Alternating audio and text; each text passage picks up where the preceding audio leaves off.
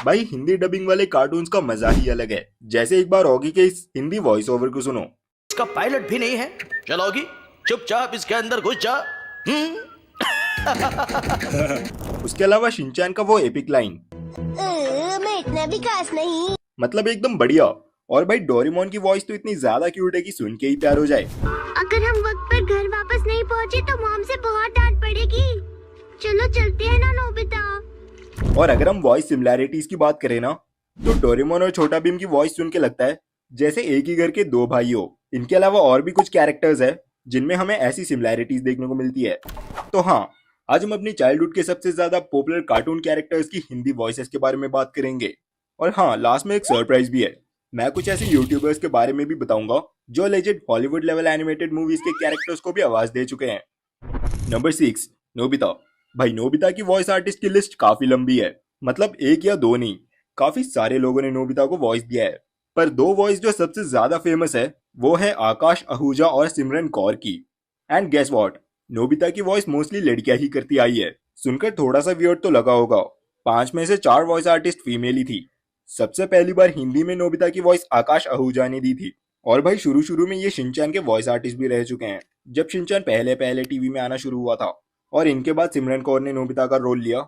और जो भी डोरेमोन के पुराने एपिसोड्स हमने देखे हैं उन सब में मोस्टली इन्होंने ही वॉइस दी है। उसके बाद ओजस्विनी गुल ने भी थोड़े टाइम के लिए नोबिता की वॉइस दी थी।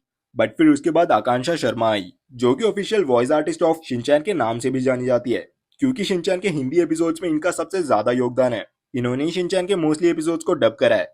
लेकिन नोबिता की केस में अगर हम नॉस्टैल्जिया की बात करें तो सिमरन कौर की वॉइस ही सबसे ज्यादा सभी लोग मिस कर रहे होंगे। और अभी जो नए सीजन्स चल रहे हैं, सीजन 18 के बाद से भक्ति जवेरी ने नोबिता की वॉइस ली है। लेकिन भाई जब नए सीजन्स आते हैं तो पुराने वाले वॉइस आर्टिस्ट को चेंज कर देते हैं, जिस वजह से नए एपिसोड्स देखने में वो मजा नहीं आता। नंबर 5, निंजा हथौड़ी।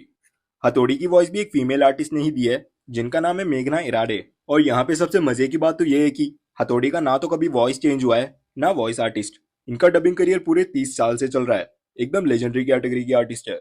जितने भी नए पुराने निंजा हथौड़ी के एपिसोड्स आए हैं सब में इन्हीं की वॉइस है। बस अभी कुछ नए वर्जन्स और रीमास्टर्ड एपिसोड्स आ रहे हैं, तो हो सकता है कि नए वॉइस आर्टिस्ट भी आ जाए। बट यहाँ पे असली निंजा हथौड़ी की वॉइस तो सिर्फ मेघना इराडे की ही है। नंबर 4, छोटा भीम। ये वाली काफी इंटरेस्टिंग है। पहले पहले छोटा भीम की वॉइस वत्सल दुबे ने दी थी। और ये कोई प्रोफेशनल वॉइस आर्टिस्ट भी नहीं था, ये बस शो के क्रिएटर्स का बेटा था। और उनकी नेचुरल बचपन वाली वॉइस शो के कैरेक्टर के लिए परफेक्ट फिट हो गई।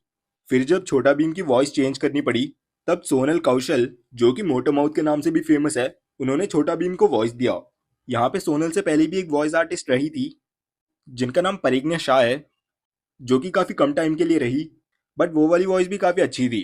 एक और इंटरेस्टिंग फैक्ट है, संकेत माथुरे, जो कि डेडपूल की हिंदी वॉइस आर्टिस्ट है, वो भी कभी छोटा भीम को वॉइस दे चुके हैं। लेकिन यहाँ पे बेस्ट फैक्टर की बात करें तो सोनल कौशल की वॉइस ही छोटा भीम के लिए सबसे ज्यादा मैच कर रही थी, क्योंकि ऑब्वियसली बचपन से हम वही आवाज सुन के तो बड़े हुए हैं। नंबर 3, अब आता है सबसे प्यारा और मनचाहिता कार्टून कैरेक्टर डोरेमोन। सबसे पहले जो हिंदी वॉइस आर्टिस्ट थे वो कोई और नहीं, सोनल कौशल ही थी। उनके डोरेमोन का रोल इतना फेमस हो गया कि वॉइस ओवर इंडस्ट्री में इनका अलग ही नाम बन चुका था। सीजन 1 से लेके सीजन 16 तक इन्हीं की वॉइस चल रही थी। फिर एक बार डबिंग टीम को चेंज करा, जिसमें 2 सीजन के लिए मेघना इराडे को वॉइस ओवर का काम सौंप दिया था, वही जो निंजा हथौड़ी की भी वॉइस आर्टिस्ट है। फिर उसके बाद वापस से वॉइस आर्टिस्ट सब चेंज हो गए, जहाँ पे पूरे डबिंग का काम मुंबई शिफ्ट हो गया। अब जो नया डोरेमोन जो चल रहा है उसमें समृद्धि शुक्ला करके एक वॉइस आर्टिस्ट है, वो डोरेमोन की वॉइस देती है। जिन बच्चों ने नया नया डोरेमोन देखना शुरू करा है उनको ये वॉइस पसंद आ सकता है। लेकिन जो डोरेमोन के पुराने व्यूअर्स है वो लोग कभी डोरेमोन की सोनल कौशल वाली क्यूट आवाज भूल नहीं पाएंगे। नंबर 2, ऐश केचम। ऐश केचम यानी कि सातोशी की हिंदी वॉइस सिर्फ 2 लोगों ने दी है, पर दोनों एकदम लेजेंड है।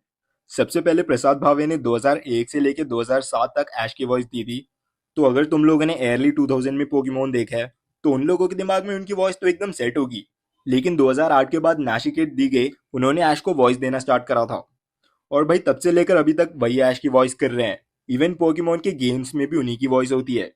और एक इंटरेस्टिंग जबरदस्त फैक्ट भी है, नाशिकेट दीगे जो कि ऐश का वॉइस आर्टिस्ट है, और रुचा दीगे जो कि पोकेमोन में मिस्टी की वॉइस है, ये दोनों रियल लाइफ कपल भी है।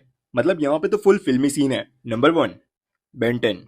भाई ये एकदम बैंगर है। जब भी तुम सुनते हो एकदम गूज़बम्स आ जाते हैं। बेंटन बचपन का एक लेजेंडरी कार्टून शो रहा है। और उसका हिंदी वॉइस ओवर सांकेत म्हात्रे ने किया है। सांकेत म्हात्रे वॉइस ओवर इंडस्ट्री का एकदम टॉप टियर बंदा है। इन्होंने डेडपूल की हिंदी वॉइस ओवर भी दे चुके हैं और इन्होंने काफी सारी दूसरी हॉलीवुड शोज में भी अपनी आवाज दे चुके हैं। और हाँ, बेंटन का असली वॉइस आर्टिस्ट तो यही है। कोई एक दो स्पेशल एपिसोड्स या मूवीज में किसी और ने आवाज दी हो सकती है, पर मोस्टली बेंटन के एपिसोड्स में इन्होंने ही आवाज दी है और इनकी आवाज में तो अलग ही फील आती है। वीडियो एंड करने से पहले कुछ बोनस फैक्ट के बारे में जान लीजिए। अब ऐसे कुछ यूट्यूबर्स के बारे में बताने जा रहा हूँ जिन्होंने फेमस एनिमेटेड मूवीज के कैरेक्टर्स को आवाज दे रखे हैं। सबसे पहले बात करें तो वो है सुपर कैट, जिनको सैन फ्रांसिस्को बुलाया गया था, जहाँ पे इन्होंने इनसाइड आउट का एक प्रोमो डब करा। वैसे ये मूवी के लिए कोई ऑफिशियल डब नहीं था, बट सुपर कैट एक बहुत बड़ी सिंगापुरियन यूट्यूबर है, तो काइंड ऑफ प्रमोशन के लिए इन्होंने ये प्रोजेक्ट लिया था। तो दूसरे नंबर पे बात आती है तेमोरा मोरिसन की, जिन्होंने मोआना फिल्म में ऑफिशियल वॉइस ओवर दिया है। जिस कैटेगरी का मूवी था उनसे इनकी लाइफ काफी बेस्ड है, तो इस वजह से ये काफी पैशनेट भी थे इस काम को लेके। अब बात करते हैं रेयांस वर्ल्ड की, जो एक बहुत बड़ा यूट्यूबर है। रेयान ने एक कार्टून शो रिलीज करा था जिसमें ये खुद वॉइस ओवर करते हैं। अब बात करते हैं चार्ली डी अमीलियो के बारे में, जिन्होंने एक एनिमेटेड शो है जिसका नाम है star dog and the turbo cat. इनके अलावा कुछ ऐसे वॉइस आर्टिस्ट भी है जो बाद में यूट्यूबर बने हैं, जैसे डोरेमोन में सुनियो का जो ऑफिशियल वॉइस आर्टिस्ट है वजाहत हसन, वो अभी एक काफी फेमस यूट्यूबर बन चुके हैं। एंड उसके अलावा सोनल कौशल का भी एक काफी फेमस यूट्यूब चैनल है द मोटर माउथ करके, जहाँ पे वो पॉडकास्ट वीडियोस डालती है। इनके चैनल में हमें और भी कई वॉइस आर्टिस्ट के साथ का पॉडकास्ट देखने को मिल सकता है। तो हाँ, that's all for today's video. तो मिलते हैं अगले वीडियो पे, तब तक के लिए सायोनारा।